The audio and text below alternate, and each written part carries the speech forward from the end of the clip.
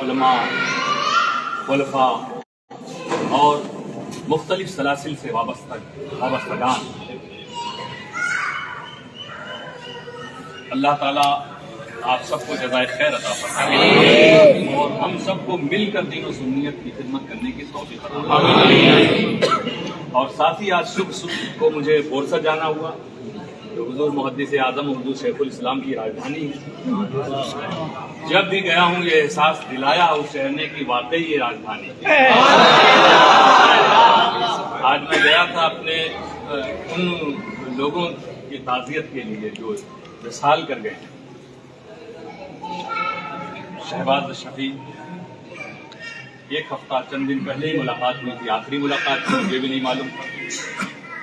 और एक और हमारे महबूब भाई काफ़ी मोहब्बत करते थे, उनका भी विसाल हुआ तो उन दोनों की कब्र तक गया और उनमें से एक के घर पे भी जाना हुआ ताज़ियत के लिए। रब्बे कदीर हम सब की बेहिसाब मग़फ़िरत। ऐसे ही दोस्तों हम सबको चला जाना है। निकाह भी एक इबादत है, मगर इसको आजकल रस्म व रिवाज की पाबंदी का एक बाजार बना दिया। तो अगर ये सुन्नत मुस्तफ़ा है तो हम मुसलमान सुन्नत ही के तरीके पर इस सुन्नत की अदायगी करें तो वाकई लगेगा कि हमारा जज्बा निकाह करने का मकसद सिर्फ सुन्नत की अदायगी। लेकिन ऐसा माहौल समाज में बन गया कि अगर कोई करना भी चाहे तो नहीं कर पाता, ऐसा दबाव है समाज का। मगर अल्लाह ताला हम सबको तौफीक अता करे। वो जो सहाबा का अंदाज था, वो अंदाज जो उम्महातुल मोमिनीन का था, जो अहले बैते रसूल का था। शादी तो बीबी ज़ैनब की भी हुई है, बीबी फातिमा की भी हुई है। आज जिनका सदका सारा जमाना खा रहा है, फातिमा वो बेटी दुनिया भर के सादात में से कोई भी अपने को आले रसूल नहीं कह सकता जब तक कि उसका रिश्ता फातिमा से ना जुड़े। वो बीबी फातिमा जिनका फैजान क़यामत तक इंशाअल्लाह जारी रहेगा। वो फैजान है कि जब तक इस धरती पर एक भी सैयद ज़्यादा हिदायत बांटने वाला बाकी है तो क़यामत नहीं है। हजरत बीबी आयशा के पास तो फरमाती, मेरे पास एक जोड़ा था और वो 3 या 5 दिरहम का था। उस वक्त समझ ली, उस वक्त का वो रुपया कहलाता था 5 रुपया। मदीना में फरमाती, मदीना में जब किसी बेटी की शादी होती थी वो मुझसे आके वो जोड़ा ले जाती थी और शादी होने के बाद वापस करती थी। और इस तरह से मदीना में 50 बेटियों की शादियां उस एक जोड़े से। सुभान अल्लाह। तो हमें भी कोशिश करनी चाहिए कि कम से कम हम, ठीक है अगर हम किसी को मेहमान बनाकर हम दावत देना चाहते हैं अपने अकारिब को, कोई बात नहीं, वो जवाज की सूरत निकलती। लेकिन फजूल खर्ची से हम सब, हमारे लिए भी, आपके लिए भी, सबके लिए जरूरी है। आतिशबाजियां, बेजा सजावटें, अलग अलग किस्म के, देखिए बहुत से मुसलमान कौम के भी अफराद इसका शिकार हैं। बैंड बाजा, ये सब पर खास तौर से हर जगह पाबंदी लगनी चाहिए। बहुत सी जगह लगी भी हुई है, बहुत सी जगह रुकावटें भी हैं, बड़ी अच्छी बात है। हमें कोशिश ये करनी चाहिए कि हम अपने बेटे बेटी जिसकी शादी करें ना, उसी के मुस्तकबिल के लिए कुछ कर दें, बजाय लुटाने के हम उसी के जॉब के लिए, उस बच्ची के लिए कोई जमीन कर दें, उसके लिए कोई घर कर दें। ये भी एक तरीका होता है। तो अल्लाह हम सबको इसकी तौफीक अता फरमाए। निकाह के मौके पर 3 आयत जो खुतबे में पढ़ी जाती है, आमतौर पे होता क्या है कि आलिम साहब या पीर साहब खुतबा देते हैं और मर्द और औरतें आपस में बातें करने में लगे रहती हैं। उन्हें ये नहीं मालूम कि इस वक्त शरीयत का हुक्म ये है कि जब खुतबा हो तो खामोश रहना चाहिए। अरबी में है इसलिए आपको समझ में नहीं आता, तो इसका मतलब ये नहीं है कि जो चीज समझ में ना आए आप उसको अनसुना कीजिए, आप सुनिए। हुक्म रसूल है ये, क्योंकि उस वक्त इस्लाम का एक मैसेज आपको दिया जा रहा है اور جب کہیں بھی کبھی بھی اسلام کا میسج سنایا جائے تو آپ کو اس کو ریسپیکٹ دینی ہے، اس کا ادب کرنا، اس کو مان سمان دینا، اور مان سمان دینے کا سب سے اچھا اور ضروری طریقہ یہ ہوتا ہے کہ جب وہ میسج دیا جائے تو آپ غور سے سنیے، اس پر عمل کیجیے، سمجھیے، سمجھ نہیں سکتے تو کم سے کم سنیے۔ وہ اللہ کی بات ہے، رسول کی بات ہے، اللہ اور رسول کی جب بات چل رہی ہو تو آپ اپنی بات کو نہ کیجیے۔ تو کبھی بھی آپ لوگ کہیں بھی جائیے نکاح کی محفل میں، اور اس وقت جب عربی والا خطبہ ہو رہا ہے تو یہ سمجھ لیجیے آپ کے لیے واجب ہے خاموش رہنا۔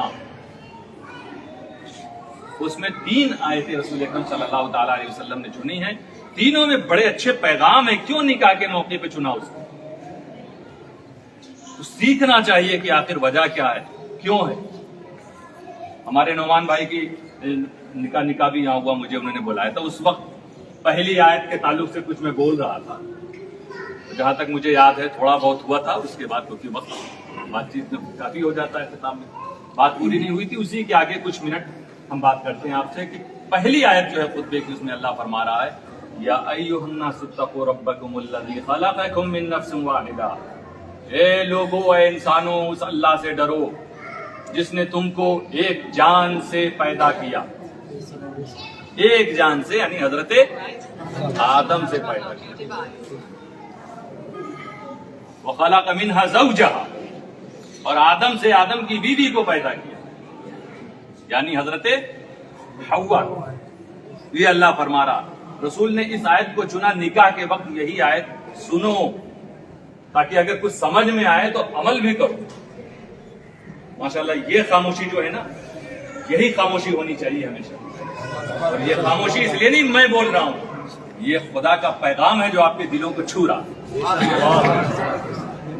اے انسانوں، اس خدا سے ڈرو جس نے تم کو ایک جان سے پیدا کیا اور اس ایک جان سے اس کی زوجہ کو پیدا کیا۔ اور آگے اللہ فرماتا وَبَثَّ مِنْهُمَا رِجَالًا كَثِيرًا وَنِسَاءً، اور ان دونوں سے اللہ نے بہت سے مرد اور بہت سی عورتوں کو پیدا کر دیا، پھیلا دیا۔ آدم اور حوا سے عورتوں کو بھی مردوں کو بھی کس نے؟ اللہ۔ کیوں رسول تمہیں سنا رہے ہیں کہ بیٹا پیدا ہو تب بھی سمجھنے دینے والا خدا، بیٹی آئے تب بھی سمجھنا دینے والا خدا ہے۔ ایسا نہ ہو بیٹی پیدا ہو تو تم اس کی ماں کو تکلیف دینا شروع کر دو۔ تم نے اس کو خالق سمجھ لیا کیا؟ ایک بیٹی ہوئی پھر دوسری بیٹی ہو جائے تو کچھ لوگ مایوس ہو جاتے ہیں، اور کبھی کبھی گھر میں ایسا ماحول ہوتا ہے کہ اس بیچاری بیوی کو لوگ تنگ کرنا شروع کر دیتے ہیں۔ اس عورت کو یہ احساس دلا جا رہا ہے تو اس نے نہیں، یہ تو اللہ کی مرضی سے آئی بیٹی نا۔ اور بیٹی پیدا ہونے پر مایوس تو وہ لوگ ہوتے ہیں جن کا ایمان کمزور ہو۔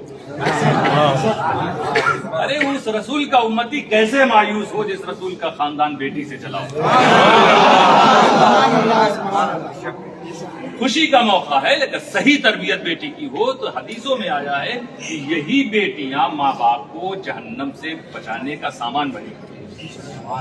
کسی کو اگر مل جائے، اگر آپ کو میں ایک چیز دینا چاہتا ہوں جس سے آپ جہنم میں نہیں جائیں گے، بچ جائیں گے، آپ کہیں گے حضرت کہاں آنا پڑے گا لینے کے لیے؟ 1000 کلومیٹر آپ آئیں گے، 4 دن کا سفر آپ آئیں گے۔ جہنم سے بچنے کا سامان آپ کو اگر چاہیے اور واقعی آپ کو یقین ہو جائے کہ وہ ہے تو آپ بڑی مشقتیں برداشت کر کے جائیں گے، 1 مہینے کی چھٹی لے کے جائیں گے۔ اس سے بڑا کوئی کام نہیں۔ میرے رسول فرما رہے ہیں بیٹی جہنم سے بچنے کا سامان ہے، خوشی کا موقع نہیں۔ جس کے گھر میں بیٹی جنم لے کتنے خوشی کا موقع ہوتا ہے، لیکن بس والدین کی، گھر والوں کی ذمہ داری ہے کہ اسے صحیح طرح سے گائیڈ کرے، اسے اچھی تربیت دے، اسلامی تربیت دے۔ پھر دیکھیے کیا ماحول بنتا ہے، کیونکہ ایک بیٹی خود جب ماں بنتی ہے تو کسی بھی بچے کے لیے وہ پہلا مدرسہ ہوتی ہے، پہلا اسکول خود ماں ہوتی ہے۔ تو اس میں نہ باپ نہ ماں کسی کا دخل نہیں ہے، بیٹا اور بیٹی کے ہونے میں اللہ تعالیٰ کا اختیار ہے، یہ اس کی قدرت ہے۔ وہ فرماتا ہے کہ ہم نے انہی دونوں سے بہت سارے رجالاً کثیرا، بہت سے مرد پیدا کر دیے، والنساء، اور بہت ساری عورتیں ہم نے پیدا کی۔ آگے اللہ فرماتا وَاتَّقُوا اللَّهَ الَّذِي تَسَاءَلُونَ بِهِ وَالْأَرْحَامَ، اور ڈرو لوگو اس اللہ سے جس کے نام کا سہارا لے کر تم ایک دوسرے سے سوال کرتے. بڑی امپورٹنٹ بات ہے. اللہ فرما رہا اس اللہ سے ڈرو کہ جس کا نام تم بیچ میں لا کر ایک دوسرے سے رشتہ بناتے ہو، ایک دوسرے سے ڈیمانڈ کرتے ہو خدا کا نام. تو اللہ فرما رہا ڈرو، ایسا نہ ہو کہ میرے نام کا سہارا لے کر تم نے اپنا کام تو کر لیا پھر تم مجھے بھول جاؤ. یہ نہیں ہونا چاہیے کہ جب کام نکل جائے تو تم بے وفا ہو جاؤ. جب کام نکل جائے تو ایسا لگے تم پہچانتے ہی نہیں ہو. وفاداری ہر وقت نبھاؤ، کوئی ایک دن نہیں ہوتا اس کا. اور وہ اصل وفاداری وہی ہے کہ اللہ اور رسول کے حکم پر تم عمل کرتے نظر آ رہے ہو کہ نہیں. تم نے جو چیز مانگی اللہ نے تمہیں عطا کر دی. تم جب پریشان ہوتے ہو تو خدا کا نام لے کر گڑ گڑاتے ہو، اور جیسے ہی خوشحالی ہوتی ہے بھول جاتے ہو. تمہیں نماز پڑھنے کو کہا جائے پڑھو گے، ذکر، عبادات، وظائف سب شروع کر دو گے، لیکن جیسے ہی کام بنا سب ختم. اللہ فرماتا میرا نام کا سہارا لے کر تم نے جو کہا میں نے دے دیا، اب تم مجھے بھول گئے. تو یہ نہیں ہونا چاہیے دوستو. اسلام کو اپنانا ہے، اسلام کے قوانین کو اپنانا ہے. رسول اکرم صلی اللہ تعالی علیہ وسلم نے جو کچھ کہا ہے وہ خدا کا فرمان ہے. اسے نبھائے رہنا یہی وفاداری کی سب سے بڑی دلیل ہے. کوئی بھی رشتہ آج جیسے شادی کے موقع پہ ہوتا کیا، خدا کا نام بیچ میں آیا، وہ رشتہ جو بالکل حرام تھا، ناجائز تھا، ایک دوسرے کے لیے وہ حلال نہیں تھا، وہ دوریاں ایسی دوریاں تھی کہ اجازت ہی نہیں تھی کبھی قریب ہونے کی، مگر صرف خدا کا نام بیچ میں آیا. اب ان سے زیادہ قرب کسی اور کو حاصل نہیں. وہ چیز جو ناجائز تھی خدا کا نام بیچ میں آیا جائز ہو گئی، وہ چیز جو حرام تھی وہ رشتہ خدا کا نام بیچ میں آیا تو وہ حلال ہو گیا.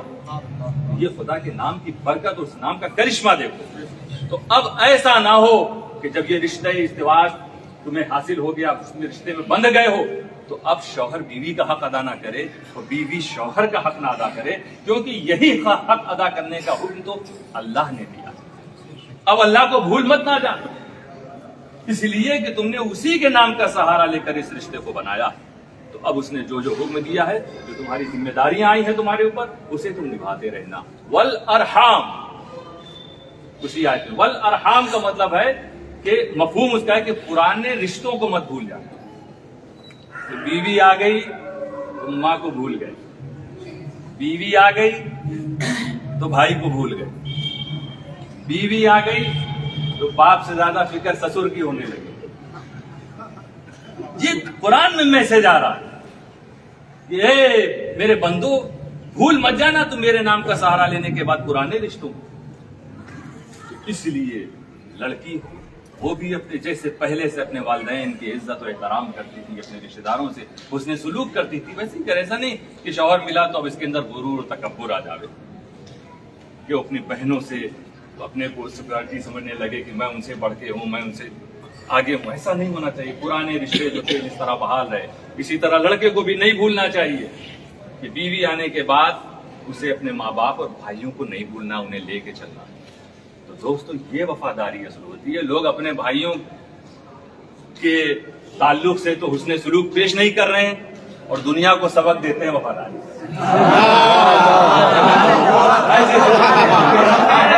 اور یہ ایسا نہیں، یہ گھر گھر کے معاملات ہیں دوست، گھر گھر کے معاملات ہیں. اپنوں کو چھوڑ کے لوگ دوسروں کے ساتھ بھلائی کا پیغام پہنچاتے ہیں. اسی لیے میرے رسول نے فرمایا خیرکم، تم میں سے بہتر وہ ہے جو اپنے گھر والوں کے لیے بہتر.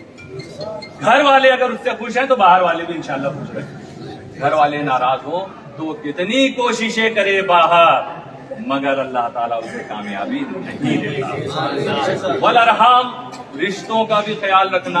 اور یہ مت سوچو کہ گھر میں تمہارا سلوک اچھا نہیں ہے، دوست یار تمہیں بہت اچھا سمجھتے ہیں، اور گھر میں تم جو اپنے ماں باپ کے ساتھ، بیوی کے ساتھ غلط سلوک کر رہے ہو، باہر والے کو خبر نہیں. تو تم بڑے سوچ رہے ہو سب میری بڑی عزت ہے، لوگ سمجھتے ہیں میں بہت اچھا ہوں. نہیں، اللہ تعالیٰ اسی قرآن میں فرما رہا ہے اسی آیت کے آگے کہ اللہ تعالیٰ تم کو دیکھ رہا ہے. ان رشتوں کا خیال رکھنا. ان اللہ کان علیکم رقیبا، رب قدیر تم کو دیکھ رہا ہے، وہ رقیب ہے۔ تو دوستو دیکھو کتنا اچھا پیغام نکاح کے موقع پر ہمارا اسلام دے رہا ہے۔ اسی طرح دوسری اور تیسری آیتیں انشاءاللہ کسی اور موقع پر وہ بھی عرض ہوگی۔ رب قدیر ہم سب پر کرم فرماوے، اور جو بھی حقوق ہیں جس کا اہل بیت کے تعلق سے ہے وہ بھی ہم ادا کرتے رہیں، صحابہ کرام کے تعلق سے اگر ہے تو ان سے بھی وہی محبت ہم کریں جو ہمارے بزرگوں نے دی۔ ہمارے بزرگوں نے جب کہہ دیا کہ ابو بکر صدیق سے زیادہ فضیلت والا پوری دنیا مل کے بھی کہے تب بھی ہم یہی کہیں گے کہ مرتبہ حضرت صدیق فضیلت کے وہ جامع ہے نبوت کے سوا۔ دعوانا الحمدللہ رب العالمین۔ اب خطبہ عربی میں ہو رہا ہے۔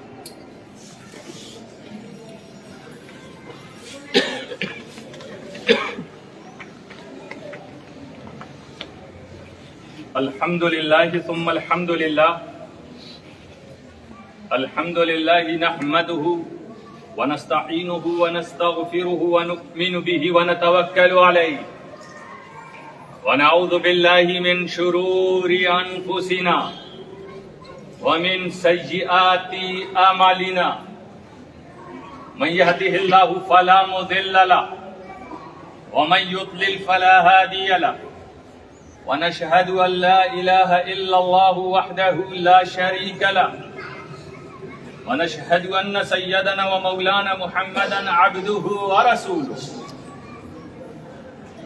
صلاة وسلاما عليك يا رسول الله الغفار، وعلى آلك الأطهار وصحبك الأبرار، وعلى جميع أولياء الله الأخيار، وبعد، فاعوذ باللہ من الشیطان الرجیم، بسم اللہ الرحمن الرحیم، یا ایہا الناس اتقوا ربکم الذی خلقکم من نفس واحدہ وخلق منها زوجها وبث منهما رجالا كثيرا ونساء واتقوا الله الذي تساءلون به والأرحام ان اللہ کان علیکم رقیبا، یا ایہا الذین آمنوا اتقوا اللہ حق تقاتہ ولا تموتن الا وانتم مسلمون، یا ایہا الذین آمنوا اتقوا اللہ وقولوا قولا سدیدا یصلح لکم اعمالکم ویغفر لکم ذنوبکم، ومن يطع الله ورسوله فقد فاز فوزا عظيما، وقال النبي صلى الله تعالى عليه وسلم النكاح من سنتي ومن رغب عن سنتي فليس مني، او كما قال النبي صلى الله تعالى عليه وسلم۔